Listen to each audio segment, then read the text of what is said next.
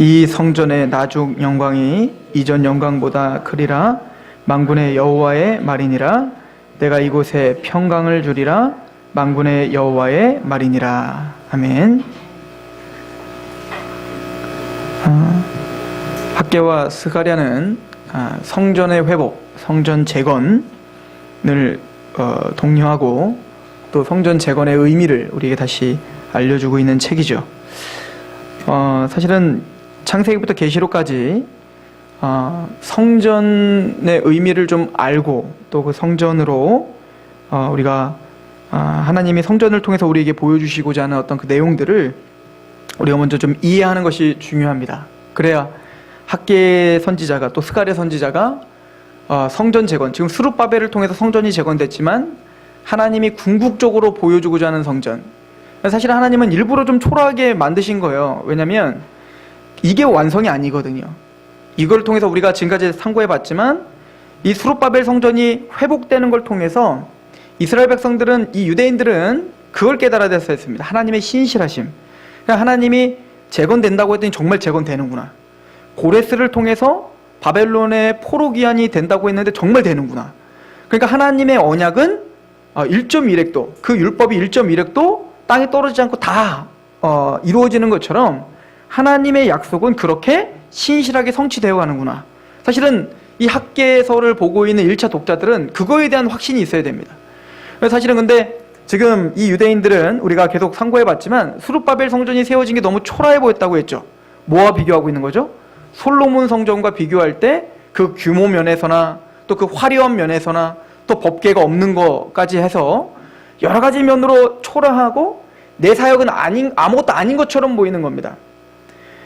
그때 우리가 지난 시간에 본 것처럼 2장 3절에 너희 가운데에 남아있는 자 중에서 이 성전의 이전 영광을 본 자가 누구냐?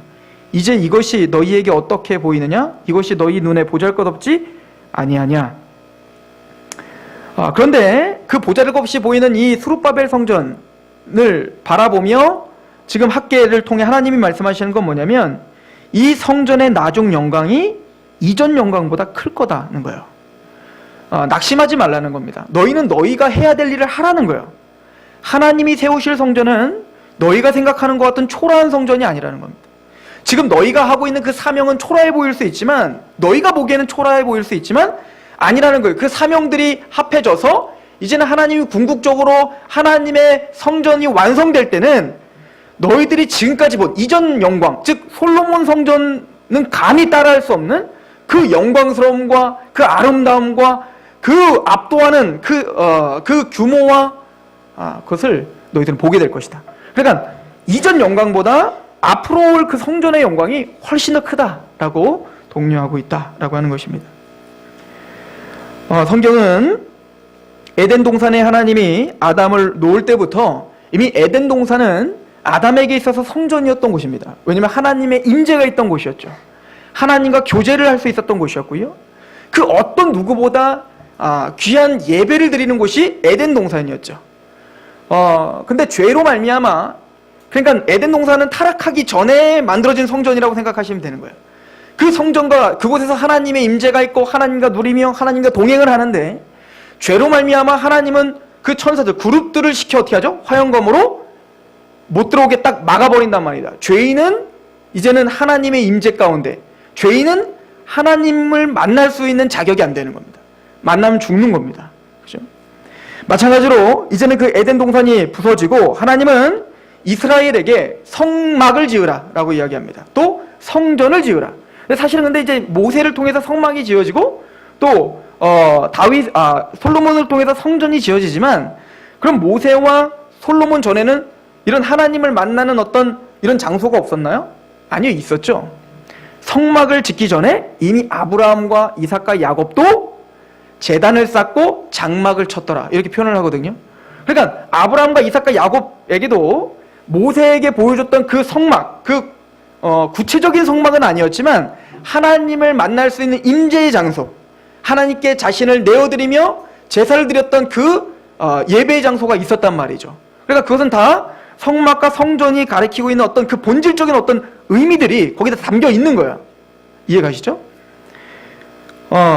그런데 이 모든 성막과 성전은 이 땅에 있는 모든 것들은 위에 있는 성전, 그러니까 위에 참 성전이죠. 그 참 성전의 모형일 뿐이라고 이야기를 하죠. 출애굽기 25장 8절에서 9절에 모세에게 하나님이 성막을 지으라라고 명령하시면서 이렇게 말하는데요. 내가 그들 중에 거할 성소를 그들이 나를 위하여 짓되 내가 내게 보이는 모양대로 장막을 짓고 기구들도 그 모양을 따라 지을지니라. 하나님은 하나하나 그 크기까지 또 그 사용되는 재료까지 하나님은 하나하나 어떻게 했죠? 명령을 내셨고 모세는 그 명령대로 져야 됐습니다. 히브리서 9장 23절은 이렇게 말합니다. 하늘에 있는 것들의 모형은 이런 것들로서 정결하게 할 필요가 있었으나 하늘에 있는 그것들은 이런 것들보다 더 좋은 제물로 할지니라. 즉 무슨 얘기죠? 하늘에 있는 것들의 모형은 이런 것들로서 이런 것들 저런 것들 하늘에 있는 참 성전이 있다는 거예요. 하늘에는 참 장막이 있다는 겁니다. 그런데 그 하늘에 있는 진짜 성전과 진짜 장막을 이 땅에 모형한 게 뭐라는 거예요? 구약시대의 그 성전이고 구약시대의 그 성막이라는 겁니다. 그러니까 그 성막과 성전은 진짜 성전이 아니에요. 성막과 성전은 진짜 성막이 아니에요. 그건 하나의 모형인 겁니다. 그걸 통해서 뭐를 깨달으라고? 하늘에는 진짜 성막이 있다는 거예요. 진짜 장막이 있다는 겁니다. 진짜 성전이 있다는 겁니다. 그것을 알려주시기 위해서, 그리고 그 성막과 성전에 있는 기구들, 또 성전에서 성막에서 드려지는 모든 제사들, 또 그런 짓는 어떤 재료들, 그 모든 것을 통해서 우리에게 뭘 설명해 주기 위한 모형이죠? 참 성전이 무엇인지를 설명해 주는 겁니다. 그죠? 참 성막이 무엇인지를 설명해 주는 것이 바로 성소이고 성전입니다. 그러면 위에 있는 참 성전은 뭘까요? 예수님이세요. 그래서 요한복음을 보시면요, 요한복음에 보시면 이렇게 써 있습니다. 우리 한번 가볼까요? 요한복음 1장.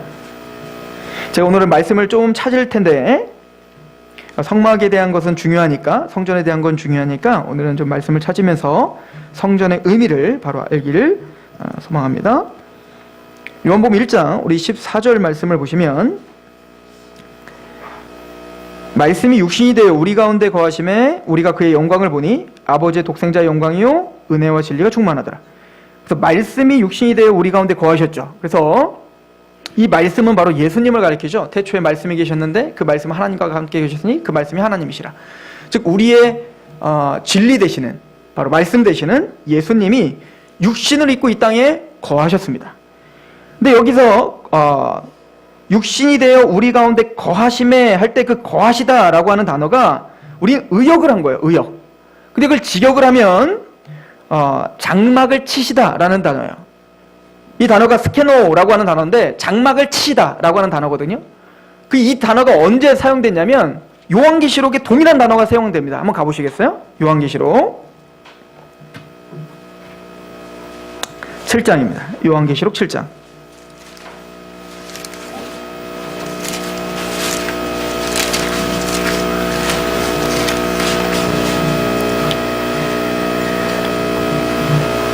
(7장) 14절부터 제가 한번 읽어보겠습니다. 13절부터 볼게요. 장로 중 하나가 응답하여 나에게 이르되 이 흰옷 입은 자들이 누구며 또 어디서 왔느냐? 14만 4천을 가리켜옵니다. 위에는 14만 4천과 이 흰무리는 같은 무리예요. 구원받은 총후, 구원받은 택함받은 모든 자들. 14절에 내가 말하기를 내 주여 당신이 아시나이다 하니 그가 나를 이르되 이는 큰 환난에서 나오는 자들인데 어린 양의 피에 그 옷을 씻어 쉬게 하였다. 자, 근데 이 14만 4천 하나님의 성도들의 특징이 있어요. 뭐죠? 환난에서 나오는 자들입니다. 그러니까 예수님의 십자가를 따르는 자들이에요. 예수님의 고난을 쫓아 좁은 문, 좁은 길로 걷는 사람들을 말합니다. 그런데 15절에 그러므로 그들이 하나님의 보좌 앞에 있고 또 그의 성전에서 밤낮 하나님을 섬김에 보좌에 앉으신 이가 그들 위에 뭐 하셨다? 장막을 치셨다. 이 스케노 똑같은 단어예요. 그러니까 하나님께서 그 하나님의 성도들에게 뭘 치셨대요? 장막을 치셨다는 거예요. 이 장막은 뭘까요? 바로 구약시대에 하나님께서 광야에서 보호해 주셨던, 거기서 구름 기둥과 구름 기둥이 나타나 슈카나의 영광이라고 하죠. 그 지성소에서 올라오는 그 영광의 구름이 가득 덮이면 그 안에서는 뱀의 해를 받지 않고 정갈의 해를 받지 않죠. 그러니까 하나님이 그들에게 장막을 치신 거야. 그죠? 즉 하나님은 그 하나님의 백성들에게 장막을 치십니다. 그걸 요한복음 1장은 뭐라고 표현된 거예요? 예수님이 이 땅에 오신 것이 우리에게 뭐다? 장막을 치신 거예요. 그러니까 구약에 있는 성막, 구약에 있는 그 성전은 누구를 가리켜서 예표한 겁니까? 바로 이 예수 그리스도를 예표하신 겁니다. 그래서 완성된 하나님의 성전은 예수님 자체가, 하나님 자체가 우리의 장막 되시고 하나님 자체가 우리가 뭐가 되세요? 성전이 되는 거예요. 그래서 여러분들이 이제는 예수님이 재림하셔서 부활의 몸을 입고 새하늘과 새 땅이 이 땅에 올 때 그 새하늘과 새 땅에는 성전이 없습니다. 왜 없을까요? 하나님과 어린 양 되시는 예수님께서 성전이시기 때문에 그렇습니다. 계시록 21장 가보세요.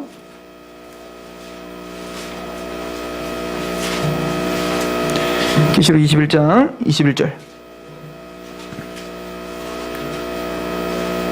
그 12문은 12진주니 각 문마다 한 개의 진주로 되어 있고 성의 길을 맑은 유리 같은 정금이더라. 성 안에서 내가 뭘 못 봤어요? 성전을 보지 못하였으니 이는 주 하나님 곧 전능하신 이와 및 어린 양이 그 성전이시라. 그러니까 우리의 참 성전은 누구예요? 하나님과 어린 양이 우리의 참 성전이십니다. 그러니까 우리가 구약에 있는 그 성전과 성막을 통해서 누구를 배워야 되는 거죠? 하나님과 그 어린 양을 배워야 되는 겁니다. 자, 이스라엘 백성들에게 하나님이 모세에게 너는 내가 보여주는 대로 그대로 성전을 져라, 성막을 져라. 또 솔로몬도 그렇게 성전을 져라 했던 이유는 뭘까요? 뭘 알려주기 위함이죠? 하나님을 알려주기 위함이고 어린 양을 알려주기 위함이라는 거예요. 하나님과 그 어린 양을 통해서밖에 너희는 구원을 받을 수 없고 그 어린 양을 통해서밖에 하나님과 교제할 수 있는 방법 오직 그 어린 양밖에 없음을, 그 하나님의 은혜와 공률밖에 없음을 우리에게 설명해 주는 게 바로 성전이며 성막이었단 말입니다. 자, 그런데 그 이스라엘 백성들의 지금 문제는 뭐였다고요? 계속 반복적으로 배우지만 그들은 이 성전과 성막의 의미를 잃어버린 채 그 성전과 성막이라고 하는 형태를 부적처럼 여겼던 거예요. 감이 안 오시죠? 이 사람들이 어떻게 신앙생활을 했는지 가봅시다. 이사야서 66장.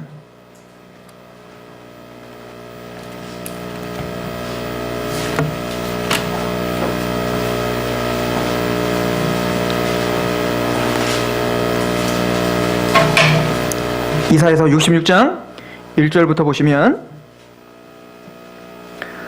여호와께서 이와 같이 말씀하시되 하늘은 나의 보좌요 땅은 나의 발판이니 너희가 나를 위해 무슨 집을 지으랴?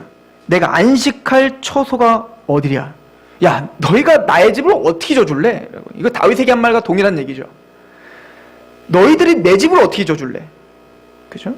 그리고 말합니다. 2절 나 여호와가 말하노라 내 손이 이 모든 것을 지었으므로 그들이 생겼느니라. 무릇 마음이 가난하고 심령에 통회하며 내 말을 듣고 떠는 자 그 사람은 내가 돌보려니와 소를 잡아드리는 것은 살인한 것과 다름이 없이 하고 어린 양으로 제사를 드리는 것은 개의 목을 꺾음과 다름이 없이 하며 드리는 예물은 돼지의 피와 다름이 없이 하고 분향하는 것은 우상을 찬송함과 다름이 없이 행하는 그들은 자기의 길을 택하며 그들의 마음은 가증한 것을 기뻐한즉 나 또한 유혹을 그들에게 택하여 주며 그들이 무서워하는 것을 그들에게 임하게 하리니 이는 내가 불러도 대답하는 자가 없으며 내가 말하여도 그들이 듣지 않고 오직 나의 목전에서 악을 행하며 내가 기뻐하지 아니하는 것을 택하였음이라 하시니라.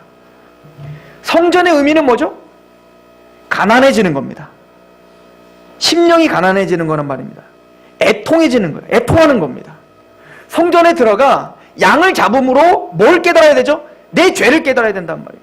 내가 죽어야 되는데 대신 그 어린 양이 죽음으로 이렇게 처절한 재앙을 대신 받음으로 내가 구속함을 받았습니다.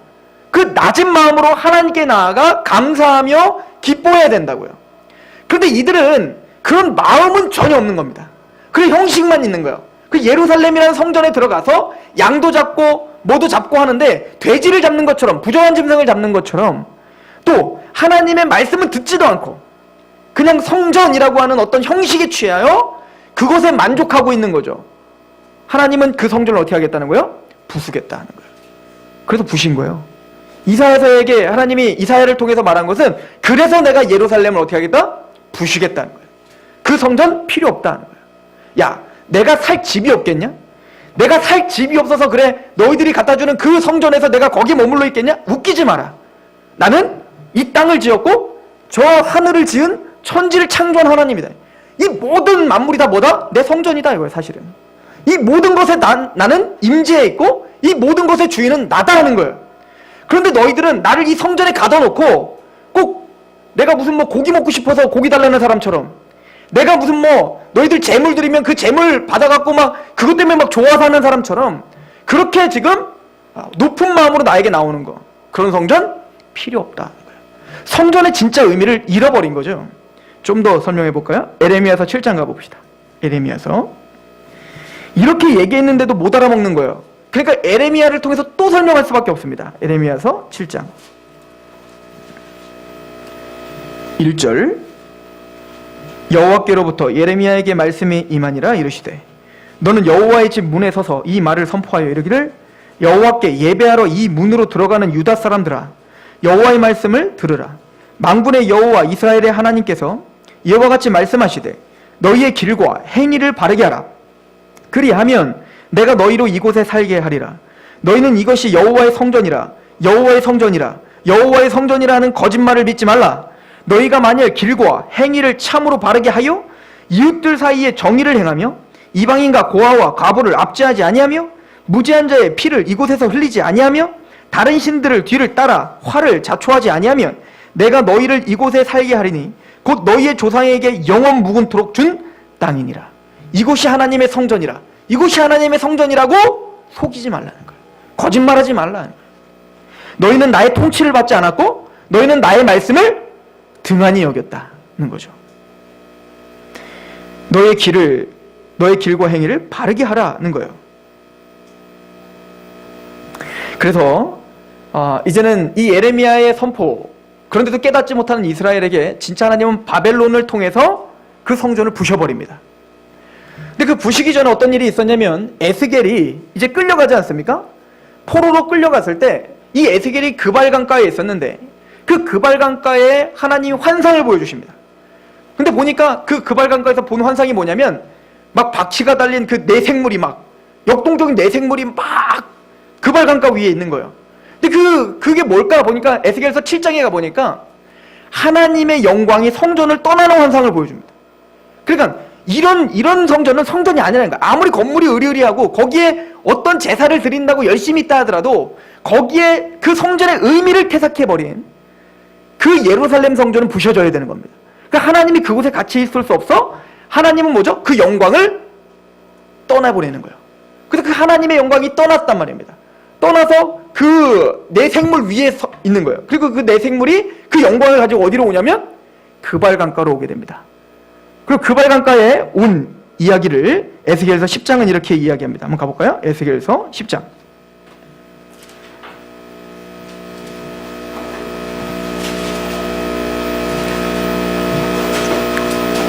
15절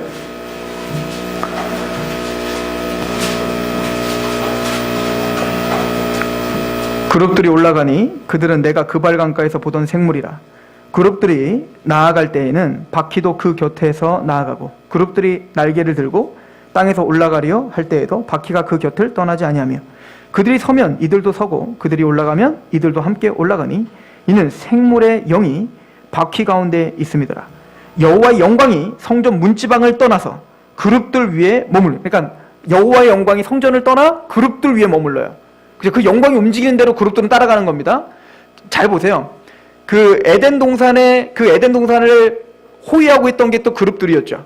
또 나중에 보면 지성소에 들어가서 그 법궤, 하나님의 임재의 상징인 법궤를 누가 가리고 있죠? 그룹들이 호위하고 있죠. 그런 것처럼 하나님의 영광을 누가 호위하고 있어요? 그룹들, 천사들이 호위하며 지금 그 영광이 어디론가 움직이고 있단 말입니다. 20절 그것은 내가 그발강가에서 보던 이스라엘의 하나님 아래에 있던 생물이라. 그들이 그룹인 줄을 내가 아니라. 각기 내 얼굴과 내 날개가 있으며 날개 밑에는 사람의 손 형상이 있으니 그 얼굴의 형상은 내가 그 발 가까이서 보던 얼굴이며 그 모양과 그 몸도 그러하며 각기 곧게 앞으로 가더라. 11장으로 가봅시다. 11장 14절입니다.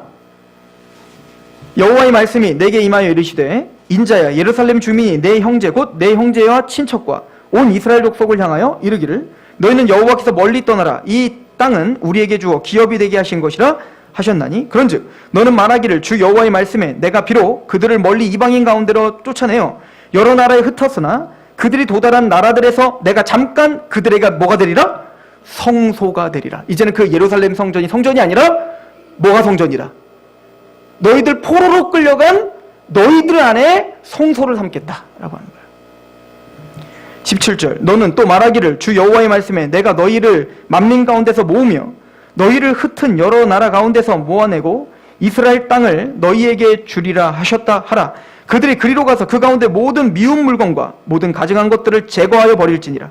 내가 그들에게 한 마음을 주고 그 속에 새 영을 주어 그 몸속에서 돌 같은 마음을 제거하고 살처럼 부드러운 마음을 주어 내 율례를 따르며 내 규례를 지켜 행하게 하리니 그들은 내 백성이 되고 나는 그들의 하나님이 되리라. 이 역사가 이루어지는 곳이 성소예요. 이해가십니까? 예루살렘 성전 건물이 성소가 아니라 지금 포로로 끌려가는 사람들은 어떤 마음이 있었다고요? 내가 죄인이라는 걸 인식하는 사람인 겁니다. 예루살렘 성전에 사는 사람들은 예루살렘 성전이 아직 우리에게 있기 때문에 우리는 뭔가 죄가 없고 저 끌려가는 포로 저놈들이 나쁜 놈이라고 했단 말이에요. 근데 하나님은 그들에게서 떠나 예루살렘 성전에 남아있는 그들에게서 떠나 누구에게 간다고요? 저 나쁜 놈들한테 가고 있단 말입니다. 왜일까요? 그 나쁜 놈들은 내가 죄인인 거를 깨달았다고요. 나쁜 놈도 아니에요. 원래 얘네보다 훨씬 더 거룩한 사람들이 끌려간 겁니다. 근데 끌려가면서 얘네들은 뭘 깨달은 겁니까? 내가 죄인이구나. 하나님 앞에 나는 몸둘바를 줄 수 없는 그런 죄인이네요. 그런 애통하는 심령과 상한 마음으로 서 있는 사람들, 하나님은 거기에 좌소를 만드시겠다는 겁니다. 그리고 나는 너희의 백성이 되고 너희는 나의 백성이 될 거야. 성전이 무엇입니까? 성전은 보여지는 건물이 아니라 그 마음인 거예요. 하나님의 나라가 임한 자의 마음을 말하는 거죠. 상한 심령이 있는 사람들. 그래서 다윗이 말하죠. 하나님은 번제와 화목제를 기뻐하시지 않는다는 거 아니에요? 하나님이 기뻐하시는 제사는 상한 심령이라 라고 우리에게 말씀을 하고 계시죠. 그래서 하나님은 우리에게 참된 성전이 무엇인지를 보여주는 거예요. 그래서 예수 그리스도 앞에 구원을 받은 하나님의 백성된 우리를 뭐라고 하냐면 성전이라고 하죠. 고린도전서 3장 16절 17절에 말하죠. 너희가 하나님의 성전인 것과 하나님의 성령이 너희 안에 거하신 걸 알지 못하느냐. 왜 우리가 성전일까요? 왜 예수님을 영접한 우리가 성전일까요? 심령이 가난하고 애통하는 자기 때문에 그렇습니다. 내 죄를 철저히 깨달아서 그 십자가 앞에 나를 내려놓는 자기 때문에 그렇습니다. 하나님만을 의지하는 자기 때문에 그렇습니다. 그 예수 그리스도 앞에 우리의 모든 죄를 내려놓고 그 하나님만을 의지할 수 있는 그 상한 심령이 우리에게 있기 때문에 우리를 성전이라고 이야기하고 있는 거죠. 에덴 동산이라고 하는 성전에서 하나님은 아담을 제사드리게 했죠. 제사장으로서 어찌 보면 그곳에서 하나님의 성전을 관리하는 거였어요. 그죠? 근데 재밌는 건 에덴 동산은 보면요. 에덴 동산에 경계가 있었죠. 그죠? 에덴 동산에 딱 경계가 있었어요. 그런데 하나님이 아담에게 허락하신 그 축복, 5가지 축복이 있죠. 생육하고 번성하고 땅에 충만하고 정복하고 다스리라. 이 5가지 축복은 경계가 없었습니다. 무슨 얘기냐면 에덴 동산의 경계는 분명히 딱 국한되어 있었는데 하나님이 아담을 에덴 동산에 투입하면서 생육하고 번성하고 땅에 충만하고 정복하고 다스리라. 그 땅에 충만한 것은 에덴 동산을 넘어 그 지경을 넘어 온 땅까지 어떻게 하길 원했던 거예요? 가득하길 원했던 거란 말입니다. 무슨 얘기냐면 아담에게 원래 주신 사명은 에덴 동산만 하나님의 성전으로 만드는 게 아니라 관리하고 정복하여서 어떻게 하는 거예요? 그 성전을 넘어 이제는 하나님이 창조하신 모든 피조세계 그 모든 땅에 충만하게 하나님의 영광을 인정하는 게 가득하도록 그렇게 사명을 다해야 될 사람이었다고요. 근데 죄로 말미암아 그 모든 사명이 부서져 버린 거예요. 마찬가지로 하나님이 이스라엘에게 성소를 삼고 하나님이 이스라엘에게 성전을 주시고 이스라엘 백성들을 제사장 나라로 삼으셨어요. 그 제사장 나라로 삼은 것은 가나안 땅만 하나님이 주신 게 아니라 그 가나안 땅에 하나님의 영광을 드러내고 거기서 예배자가 될 뿐만 아니라 정복하고 다스려 어떻게 하는 거예요? 가나안 땅을 넘어 이제는 땅끝까지 이르러 하나님의 영광을 가득하게 하는 성전을 확장하고 하나님의 나라를 확장하는 사명을 누구에게 준 거예요? 구약의 이스라엘에게 준 거라고요. 그들도 실패를 했죠.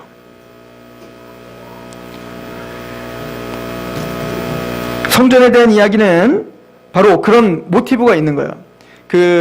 웨스트민스터 신학대학, 미국에 있는 웨스트민스터 신학교에 그레고리 빌 교수님이 계세요. 신약학 교수님인데 그분이 성전에 대한 책을 쓰시면서 제가 사실 하나님의 형상에 대한, 저도 하나님의 형상에 대해서 자주 설명하고 또 잘 설명하려고 노력을 했었는데 이것만큼 좋은 이미지는 없다고 봐요. 근데 그 그레고리 빌 교수님이 이런 말을 하더라고요. 하나님이 우리를 아담을 에덴의 성전에 투입시킨 다음에 하나님은 아담에게 하나님의 형상대로 지었다라고 하는 축복을 주셨다는 거죠. 근데 그 형상이라고 하는 단어, 그 단어는 히브리어는 원래 쩔렘이에요. 근데 이게 헬라어로 바뀌어지면 아이콘이라고 하는 단어입니다. 아이콘. 자, 아이콘이 뭐죠? 여러분들 그 컴퓨터에 보면 아이콘들이 많잖아요. 그죠? 아무것도 아니에요. 그냥 아무것도 아닌 아이콘인데 그거를 클릭을 하면 뭐죠? 그 아이콘과 연결된 그 어마어마한 프로그램으로 우리는 들어갈 수가 있는 거예요. 마찬가지로 아담은 하나님의 이미지, 하나님의 형상이에요. 하나님의 아이콘인 거예요. 그래서 아이콘인 그 아담을 클릭하면 아담이 읽혀지는 게 아니라 아담을 통해서 누가 읽혀져야 되는 거죠? 누구에게로 인도돼야 되는 거예요? 그 어마어마하시고 그 크신 하나님으로 인도하러 그렇게 창조된 게 바로 아담이었다라고 하는 거죠. 그게 우리의 정체성인 거예요. 그래서 구원받은 우리를 빛과 소금이라고 이야기하는 거죠. 향기라고 이야기하는 거란 말입니다. 그러니까 아담을 통해서 아담이 가는 곳마다 무한하신 하나님이 읽혀지고 무한하신 하나님이 뭡니까? 확장되는 겁니다. 만나는 겁니다. 모든 피조물들이 손을 대면, 아담이 손을 대면 거기에 뭡니까? 하나님의 영광이 묻혀지기 시작하는 거예요. 그게 바로 시작이 성전이었단 말입니다. 자, 제가 그림 세 가지를 볼게요. 칠판이 있으면 좋은데 그림 세 가지가 있는데 여기는 에덴 동산을 한번 그려보세요. 그리고 여기는 구약시대에 있는 성전을 그려보십시오. 그리고 여기에는 마지막 새하늘과 새 땅을 그려보십시오. 자, 여기 있는 그 에덴 동산에는 그 에덴 동산 중앙부터 네 가지의 강이 흘러갑니다. 그죠? 휘일라, 히데겔, 유브라데, 비손. 그죠? 이 네 가지 강이 흘러가요. 이 네 가지 강을 통해서 뭡니까? 에덴을 넘어, 그 에덴으로부터 시작됐던 그 강줄기는 에덴을 넘어 어디까지 가야 되는 거예요? 땅 끝까지 흘러 생명을 주는 거란 말입니다. 자, 그런데 이 에덴은 아담이 죄를 범함으로 실패했단 말입니다. 그러나 그 그림은 여전히 있어요. 자, 여기 보십시오. 성전을 보십시오. 이전에 에스겔이 40장부터 보면 이 성전이 어떻게 회복될 것인가를 보여줘요. 그래서 하나님의 영광이 그 성전에 다시 임하는 장면을 보여준단 말입니다. 이게 38장이에요. 나중에 찾아보세요. 에스겔 38장에 보면 그 하나님의 영광이 떠났던 그 영광이 다시 회복된 그 성전에 돌아옵니다. 그리고는 47장에 보면 그 하나님의 영광이 다시 임한 그 성전 안에 물이 가득 채워지기 시작해요. 물이 가득 채워져서 그 성전을 넘어, 그 물이 성전을 넘어 그 성전 우측으로 흘러가게 됩니다. 그 예루살렘이 있고 성전 예루살렘에서 우측은 뭐냐면 사해가 있어요. 사해. 죽어있는 바다 있죠? 소금으로 있는. 그 사해로 흘러가는데 보니까 흘러가는 곳마다 뭡니까? 나무가 다시 자라나기 시작하고 그 나무의 잎사귀는 치유하는 잎사귀인 거예요. 그리고 그 물이 사해로 흘러갔더니 그 사해가 어떻게 됐어요? 다시 살아나더라. 이게 두 번째 그림입니다. 자, 세 번째 그림을 보시면 계시록 마지막에 보면 22장에 보면 그 새하늘과 새 땅 중앙에 뭐가 있죠? 하나님과 어린 양이 계세요. 중앙에 하나님과 어린 양이 계시는데 그 하나님과 어린 양으로부터 흘러나오는 물이 있어요. 이게 바로 생명수입니다. 생명수가 흘러내려가고 그 생명수 강줄기에 쫙 뭐가 자라나죠? 생명나무. 아담이 죄로 말미암아 잃어버렸던 그 생명나무가 어떻게 해요? 그 생명수 사이로 쫙 자라기 시작합니다. 뭡니까? 만국을 치유하는 나무예요. 이게 성전입니다. 하나님이 성전을 통해서 우리에게 보여주는 모티브가 뭘까요? 첫 번째, 우리는 뭡니까? 심령이 가난하여 하나님을 의지하고 대속하신 예수 그리스도를 인정하는 게 성전입니다. 그래서 하나님만을 인정하는 게 성전이에요. 그래서 우리가 성전이 된 거예요. 그것뿐만 아니라 우리 안에 이제 가득한 그 물줄기, 강력한 물줄기는 이제는 그 아담에게 허락하셨던, 이제는 그 에덴의 경계를 넘어 하나님의 형상으로서 하나님을 반영해야 될 사명이 있는 것처럼 우리 또한 우리 안에 먼저 성전된 우리 안에 하나님의 강한 물줄기가 가득해요. 하나님의 영광의 물줄기가 가득 차 이제는 그게 어떻게 해야 될까요?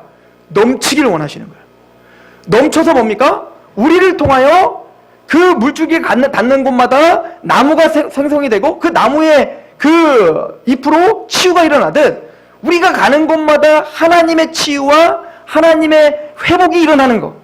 그래서 우리를 넘어, 이 성전을 넘어 이제는 온 땅이 뭐가 되는 거? 하나님의 성전이 되는 거. 하나님의 나라가 되는 거. 이것은 아담 때부터 우리 때까지, 아니 예수님이 오시기 전까지 포기하시지 않는 하나님의 목적인 거예요. 우리의 사명인 것입니다. 예수님이 그래서 요한복음에 우리에게 말씀을 하십니다. 요한복음 7장에 보면 우리 가볼까요? 요한복음 7장.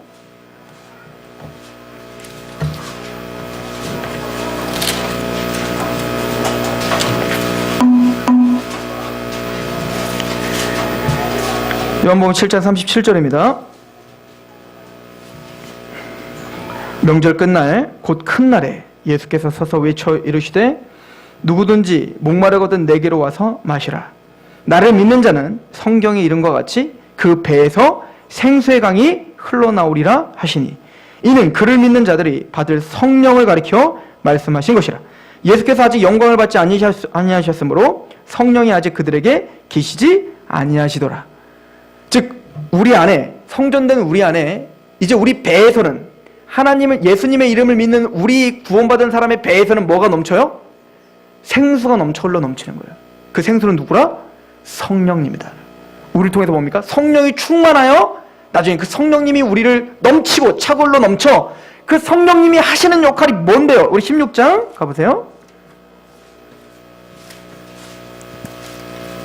요한복음 16장입니다. 4절 오직 너희에게 이 말을 한 것은 너희로 그때를 당하면 내가 너희에게 말한 이것을 기억나게 하려 하며 처음부터 이 말을 하지 아니한 것은 내가 너희와 함께 있었습니다. 지금 내가 나를 보내신 이에게로 가는데 너희 중에서 나더러 어디로 가는지 묻는 자가 없고 도리어 내가 이 말을 함으로 너희 마음에 근심이 가득하도다. 우리 7절 8절 시작. 그러나 내가 너희에게 실상을 말하노니 내가 떠나가는 것이 너희에게 유익이라. 내가 떠나가지 아니하면 보혜사가 너희에게로 오시지 아니할 것이요 가면 내가 그를 너희에게 보내리니 그가 와서 죄에 대하여 의에 대하여 심판에 대하여 세상을 책망하시리라. 그 성령님은 의가 뭔지 죄가 뭔지 심판이 무엇인지를 깨닫게 하고 알게 하시는 능력입니다. 우리 안에 그걸 장악해서 우리를 알게 하실 뿐만 아니라 우리를 차고 넘쳐 우리를 통하여 죄에 대해서 의에 대해서 심판에서 깨닫게 하는 역사가 반드시 일어날 것입니다. 이것이 우리가 하나님이 우리를 성전 삼으신 사명이고 목적입니다. 우린 자칫 잘못하면 유대인들처럼 보여진 어떤 형식, 그 종교적 형식과 보여지는 그 성전에 매료되어서 하나님이 진짜 우리에게 허락하신 성전의 의미를 퇴색할 수 있을 거예요. 그러나 구원받은 우리에게는 참된 성전은 하나님이시며 예수님이시며 그리고 우리를 성전 삼으신 우리는 하나님의 영광이 우리를 가득 채울 뿐만 아니라 우리를 차고 넘쳐 복의 근원으로서의 삶을 사는 것. 이것이 저와 여러분들에게 주신 하나님의 사명이며 성전다운 정체성임을 믿고 그렇게 하나님 우리를 그렇게 성전 삼아 주셔서 감사합니다 고백하는 저와 여러분 되기를 소망합니다. 기도하겠습니다. 하나님 아버지 너무나 감사합니다.